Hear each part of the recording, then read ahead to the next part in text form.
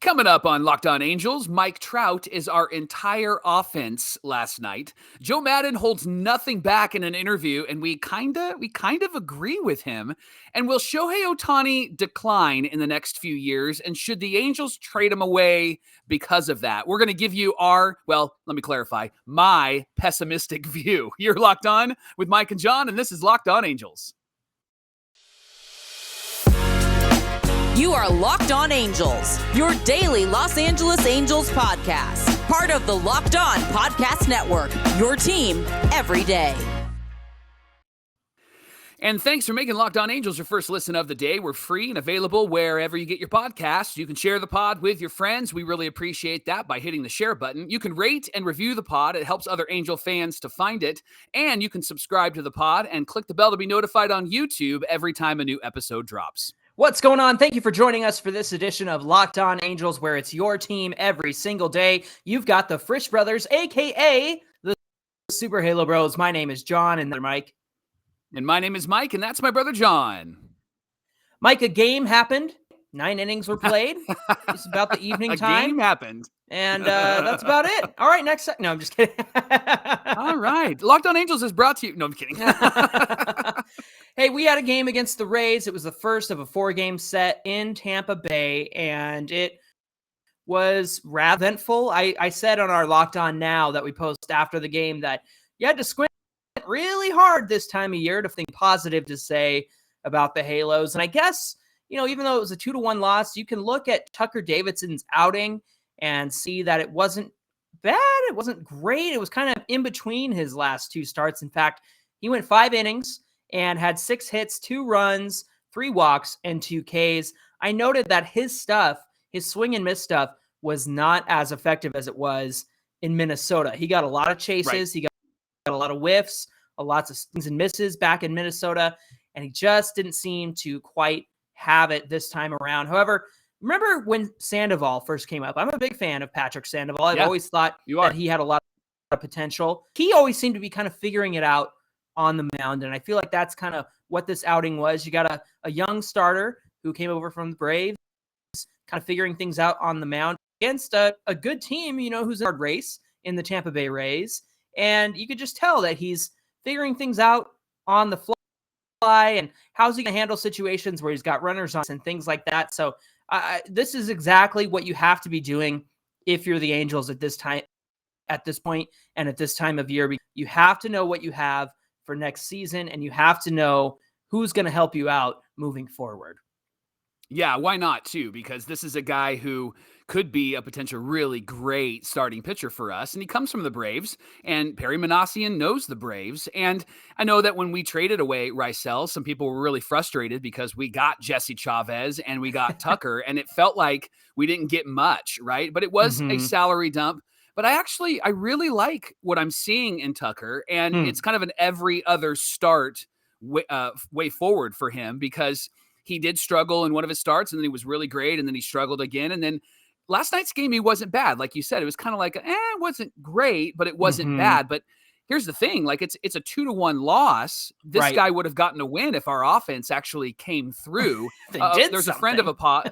Yeah, there's a friend of the podcast that actually tweeted out that Davidson has a lower arm slot on the slider, and he stays down on it. And then with a fastball, he stays tall on it. So that's really like coded baseball language for if he actually had the same arm slot for both pitches, he would have more control. And so that's the thing he's got to be working on. And you're right. Now's the time for him to be working on that. And as Angel fans, those are the things that we can grab onto.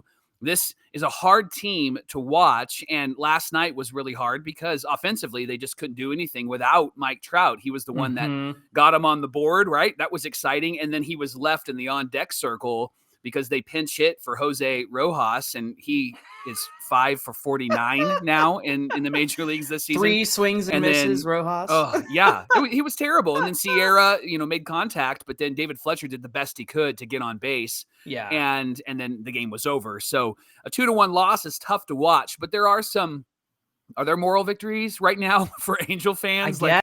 Like, are there small victories that we can grab onto? I think Tucker Davidson and his improvement that we've seen over the last few starts is something that we can hang on to as Angel fans. Certainly better than the first start, definitely. And that was against the Mariners, and it was up in Seattle. And then he got to play the Twins, and that went much better. Yeah, Jared Timms, friend of the pod, like you mentioned, that was a great suggestion on his part. He's got some great observations, and he keeps a close eye on minor league guys. And so he makes some great observations on Twitter. So he's a good follow. Mike Trout was the only one who was able to muster an RBI here. And of course, we didn't have Shohei in this game. He did pinch hit. He got struck out, but he pinch hit because he was still dealing and recovering from that stomach bug. And I don't know if you saw the clip of him during the national anthem from Sunday. Poor dude is sweating and he's looking hurting. down. He was looking down at his stomach like, oh boy. And I think we've all been there, right? Yeah. Can I do this? Can I get through this moment? Right. Well, even Phil Nevin said that he was like watching him and wondered if something was up, and then didn't realize that he wasn't feeling great until he was walking out for his first at bat.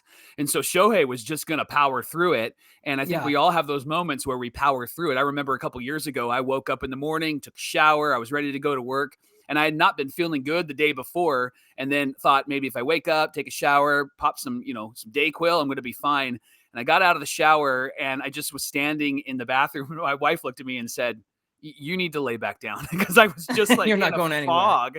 And I didn't have to go and pitch. I just had to go and like do some computer work and have meetings. This guy's pitching and he's hitting, right? Like, what an incredible, incredible athlete. So when he comes in and doesn't actually take a seat, we're excited. But when he actually takes a day off, we're all going, yeah, Shohei. We're all very it's supportive. Totally cool. Yes. Totally cool. Take your time, my friend. Take your Hey, today's game is a 4:10 start. It's going to be Jose Suarez versus Corey Kluber.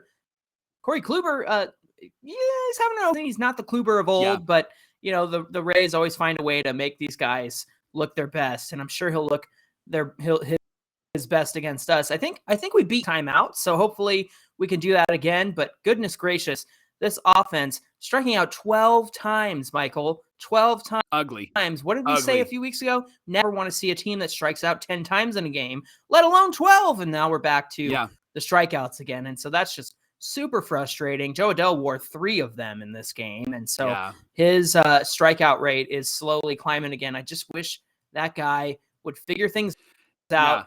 Honestly, at the end of the day, I wish a new hitting coach.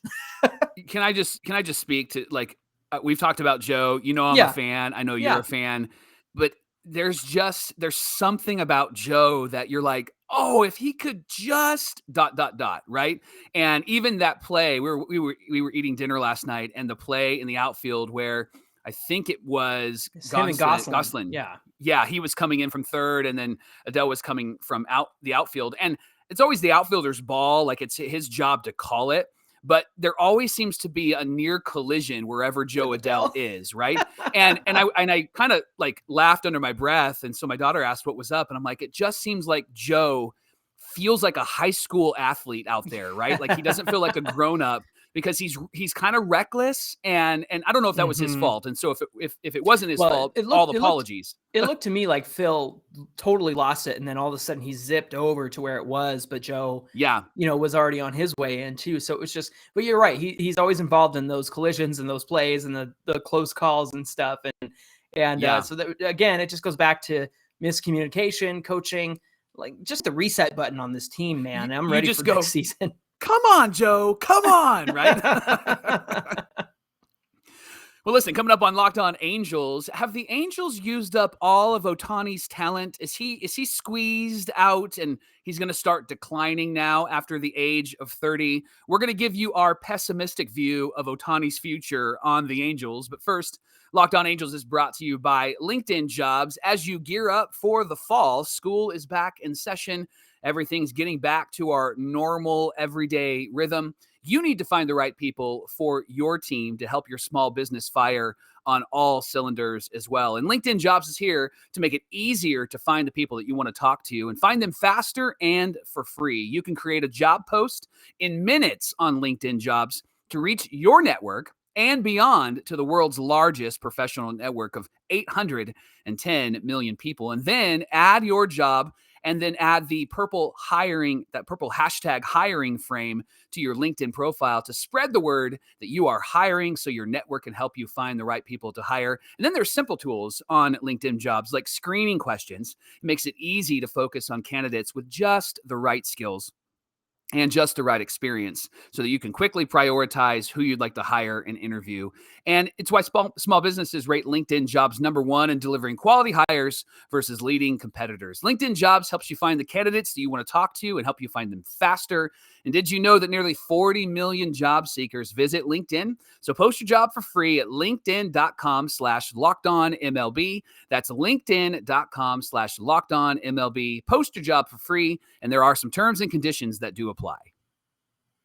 Hey, we want to thank you for making Locked On Angels your first listen of the day. Mike, there was some interesting talk over the weekend as the Angels were set to take on the Tampa Bay Rays from former Angels manager Joe Maddon. He spoke with the Tampa Bay Times. Some bombs. He dropped some bombs, and we are going to discuss them. He talked to Mark Topkin of the Tampa Bay Times, said lots of interesting things about the Angels and how the firing made him feel, and some of the issues within the organization, and why they can't win with Mike Trout and Ohtani. Why don't you share some of the things that he had to say?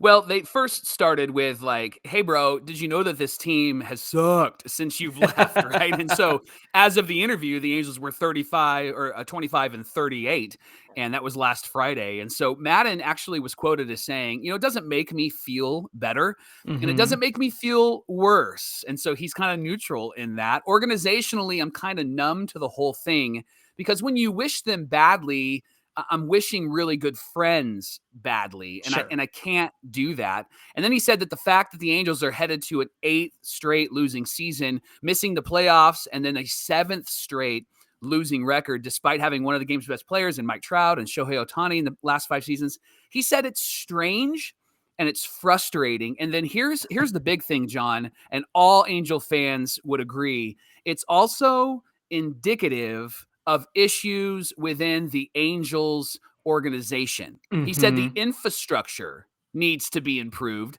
There are a lot of things that need to be improved there. These two guys can't do it alone, obviously. And then I love this quote. It's the non-sexy stuff that has to get better. It's not just bright, shiny objects that they have. And so, he's speaking directly to Artie Moreno when he says that, right? And then he said they need to do the infrastructure better in order to get to where they've been in the past. And then this was kind of, I want to say a little bit heartbreaking, because he's been a part of the organization for a really long time. Yeah, he said that was my goal, to get the Angels back to where they had been in the past. That was it. Nothing but pure intentions. I was an Angel. They have every ounce of me, and now that's done. That was his words, and end quote of the interview there. So, Johnny, let's talk real quick about the infrastructure comment. What needs to be improved? What do you think he's implying, and how would you tease that out as an Angel fan that watches this team every single day? I think you got to start with the depth and the lack of depth in this organization. You need guys who are like quality, like role players that you can fill them in wherever there is an absence of your top guys. I mean, when Anthony Rendon goes out with an injury, you should have a capable third baseman who might not produce as much as Anthony Rendon. In fact, what's kind of funny is now that we have Luis Rengifo doing what he's doing, he's been producing better than Anthony Rendon, but he's the type of guy who should be able to slot in and take Rendon's spot when he falls out of the lineup somehow, or if it's Shohei, or if it's Trout. You got to have those guys who are role players. They might not be in there every single day, but that speaks to the depth of the organization, the fact that they tried so many different guys. They keep Jose Rojas around for some reason. Like, that's not a depth piece. That's just pity, right? Like, somebody likes this guy and feels bad for him and whatnot. So I think, honestly, the infrastructure in terms of quality players who can fill in the gaps, that is sorely needed on this team. What do you think? I agree with you. I think the right pieces, instead of, I loved his line, like the shiny, sexy, bright pieces, right? Mm-hmm. Not the big free agent, but the best free agent. I think a great Mm-hmm. example of that is the move that the Dodgers made when Mookie Betts went down for a time. They Mm-hmm. went and got Trace Thompson. Trace Mm-hmm. Thompson has played out of his mind for the Dodgers, right? Right. And they knew that they needed to go and get somebody. They got somebody that they knew really well and brought him in. And the same is true of the Angels when they went and got Gonsolin for third base, right? And he was playing with the Braves and was Gosselin, not Gonsolin, Gosselin. And when he was playing for the Braves and he was really struggling, and then they brought him in, and now they're not playing him. Like now Right. he's not in. Like Jose Rojas is suddenly higher on the depth chart than he is. And that doesn't make sense to me. And so it No. does go to show like there is some systematic structures that are not working. And Johnny, speaking of systematic structures, let's talk about like the development. You've mentioned that multiple times on this podcast. It's player development. And I think Perry Minasian is starting to get the right pieces in place for player development, but the Angels have lacked that for years. I mean, look at who they've drafted over the years and who they've missed on and who they passed on because they had guys who were scouting and picking players like Matt Thaiss and Taylor Ward. Like, no offense to Taylor Ward, but like he's just now coming around. He's not bursting out of the gates as a young player. I mean, I finally think that we're happy with some of our draft picks over the last few years and especially in the last 2 years with Perry Minasian. But think about how much money goes into funding like minor league housing, taking care of their food situations. Like the players are going to be better because their mental health is better. They don't have to worry about where they're staying, to worry about where their meals are coming from. They don't have to Uber on the side in order to make a living. Lots of minor league players do that. In case you're not in the know about that, they have to take side jobs in order to support themselves through this career. And it's insane. And I just think that if they had a vision that matches the overall vision of the organization, that would be something significant for the development of this team. And that's the problem. I don't think they have a significant vision. I don't think the vision of the Angels is set in stone. I don't know what their thesis statement is when it comes to who they are and what they do and how they play. I mean, we say it all the time. Look at how much money goes into not just Dodgers players on the MLB roster, but like what goes into the infrastructure. Like have more presidents of baseball development, president of swinging, vice president of dinner. You know what I mean? Like just, you got to have positions like that. And you got to have people in charge looking at every single thing that's happening in this organization. One hire that you and I were excited about last season was that they hired a guy from Driveline, that organization that helps players over the offseason. They brought somebody in to help with the pitching and their development and help them understand, you know, the way they're throwing pitches and whatnot. And I think that's paying off, Mike. I think that we're seeing the pitching doing really well because of some of the organizational changes that are there. But again, I think the focus is, ever since somebody brought this up, I believe it was on a Reddit thread. They said, what happened to this organization? And they said, I think a lot of it has to do with John Carpino. They brought in a guy who's a president, and he was a former marketing guy, salesman guy. And so the focus has been, let's make money. Let's bring in stars who bring in money. And that's the problem that I think Joe Maddon is alluding to with the shiny objects. They've done that. Yeah. Mm-hmm. Yeah. They've done that, and it hasn't been successful on the field. And honestly, I don't think Joe Maddon is in the wrong here for some of these comments. In fact, I was thinking about it today, hindsight 2020. I almost kind of would have liked to have seen what happened if Joe stuck around, because you know, that's a really interesting thought, because I was talking to our mutual friend RJ yesterday, and we were talking about Angels baseball, and I made that comment. I said, I wonder if Joe could have righted this ship. I wonder if Joe could have gotten us to at least 500. Would we be battling for a playoff spot if Joe was here? And I think the answer is yes. I think the answer is a confident yes. I think we all agreed that he needed to go because he was making some really terrible decisions. And we don't know how he would have managed the injury with Trout. And we don't know how he would have managed with some of the other players that he was given. But Joe has been a puzzle piece guy in his career. And so it would have been interesting to see what he would have done. I do have to say, like, I agree with him, but I do have to say that when he says, my heart's not in this organization anymore, I actually think, this is going to sound really brutal, I actually think that that's Perry Manassian's goal. I think he is wanting to get rid of the past and wanting to start fresh. I would assume that he has a 5-year vision with a 3-year picture and a 1-year plan. And I think he's enacting that with all of these moves, driveline moves, the way he's drafting.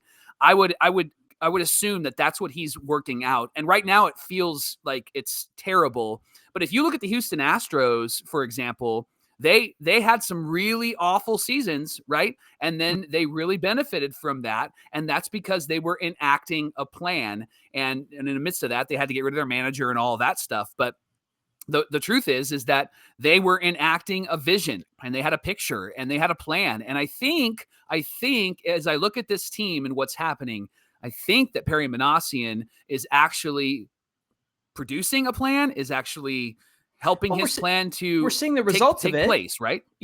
With the Trash Pandas, like we're seeing the results of the plan and seeing how good these players are and performing in Double-A. So I really think you're right. I think that does have a vision in place. I don't think perhaps Joe Maddon was part of it. I don't think they would have brought him back after this year. Even if they had one, I don't think that they would have brought him back, because I think it's time to put this organization in his image, put his stamp of approval on it, his thumbprint, because I think it's time that Artie Moreno lets a GM actually run a team and fix the infrastructure. It's been a disaster for the last 10 years. And you think about players that came up in the 2000s, your Howie Kendricks and your Eric Ibars and your Jared Weavers and Irvin Santana's. Like you got all these guys coming up through your system, and those were your big players. And it wasn't until they started doing the Pujols thing, or even going back to like Gary Matthews Jr., like that was a big move, a splashy move. Yeah. And it didn't work out, but the Angels were still winners. Like they still won games because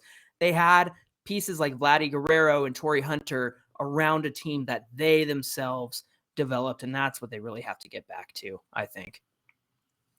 Well, thanks for making Locked On Angels your first listen of the day. And I just want to give a disclaimer for this next segment. Yes, this please. is all me and not John. So when you're commenting on YouTube or when you're on our Twitter or Instagram, all of your angry words can come in my direction because I can take it. All right.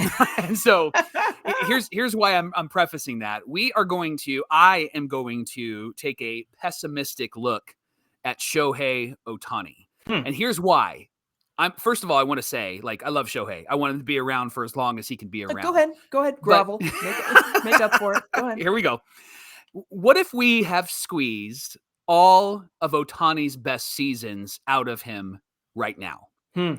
History teaches us, MLB history, it teaches us that those big money contracts with players that are hitting 30 or over 30, those players will decline. And we just experienced that with Albert Pujols, right? 10 years, and he was not the same player he was in his first 10 years, except for the last, I don't know what, 5-6 games. Suddenly he's able to hit home runs. He's getting the 700, baby. I'm for it. Give him that juice ball, right? Right. So I think it's awesome. But we spent $250 million on a average player. Like, this guy was not spectacular for us. He wasn't the Albert that we wanted him to be. No, he was not. And so here's the question I was wrestling with. Will this happen to Shohei, and will he decline? So let me give you some numbers, and then I'll let you fire away. His first 5 years, and he's been in the league for 5 years, in a 162 game average offensively, here's his numbers: 264 batting average, 354 on base percentage, 532 slugging, 886 on base plus slugging. All right. Now, 4 years as a pitcher, because he missed a full year, and he's still kind of figuring some things out, right? He averaged 5.5 wins. His ERA was 3.2.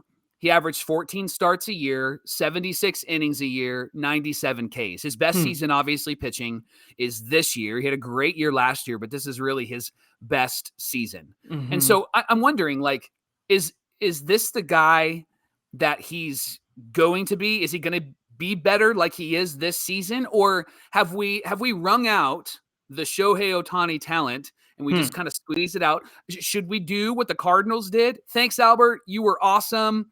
And we're going to let you go. You helped us win a World Series, and you helped us look really great, and you put up some really great numbers. We'll see you in about 10 years when you come back. Johnny, is Shohei going to get better, or is Shohei going to decline? What do you think?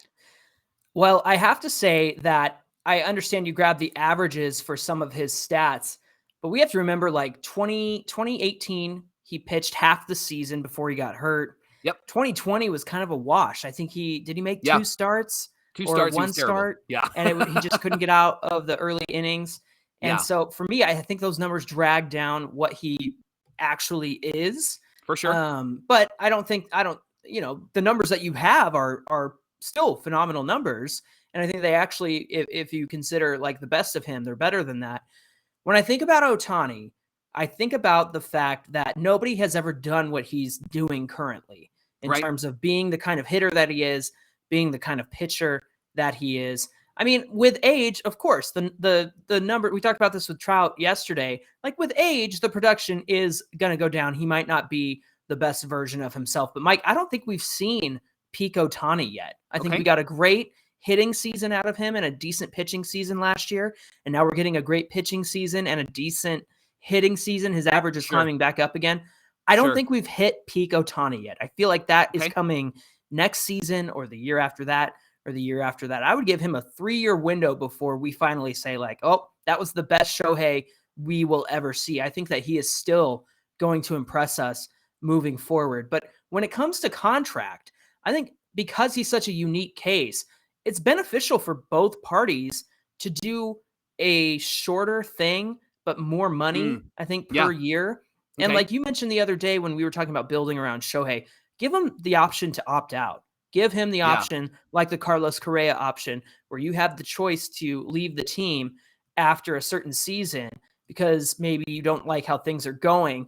But I think that actually works for both sides, because if he does start to decline, I mean, obviously he would want to stay with the team he's with because he's got the security of that contract. But I think it makes sense for both sides, not just the Angels, but any team who would have Ohtani in the coming years, to do some shorter term deals, because I think you're right. I think that the production will start to decline, but I don't think I agree with the fact that we have wrung out all that there is to get from Shohei Ohtani. In fact, I think the best is yet to come. I think he's putting together a great pitching season. Last year was a great hitting season.